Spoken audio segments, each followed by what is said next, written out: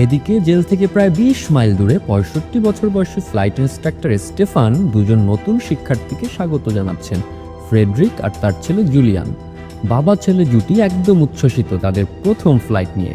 তারা বলে তারা নিজেরা উড়বে না, শুধু দেখবে, তবে একটা অনুরোধ করে যেন স্টেফান থাকেন সেই ফ্লাইটে, বিশেষ করে ১৯৫০-এর দশকের এক দুর্লভ মডেল আলুয়েট 2 হেলিকপ্টারে।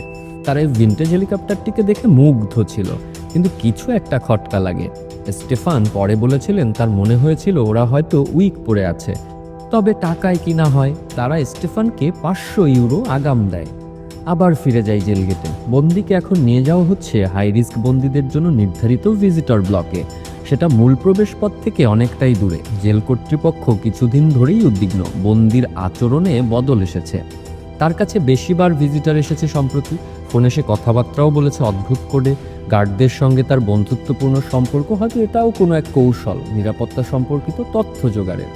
আর কদিন আগেই কারাগারের উপর দিয়ে এক ড্রোন উঠতেও দেখা গেছে। ওদিকে স্টেফান এক ফাঁকা মাঠে অপেক্ষা করছেন।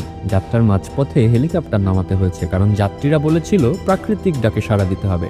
তারা নেমে যায় গাছের আড়ালে, ফিরে আসে, কিন্তু এবার তারা সশস্ত্র। তারা জানায় স্টেফানের পরিবার, ঠিকানা সব তারা জানে। কয়েক মাস ধরে তারা তাকে নজরে রেখেছে। তাদের সঙ্গীরা নাকি এই মুহূর্তে স্টেফানের বাড়িতেই অপেক্ষা করছে। একটাই শর্ত, যা বলবে ওরা তাই করতে হবে স্টেফানের, না হলে তার পরিবার শেষ। তারা বলবে কোথায় যেতে হবে,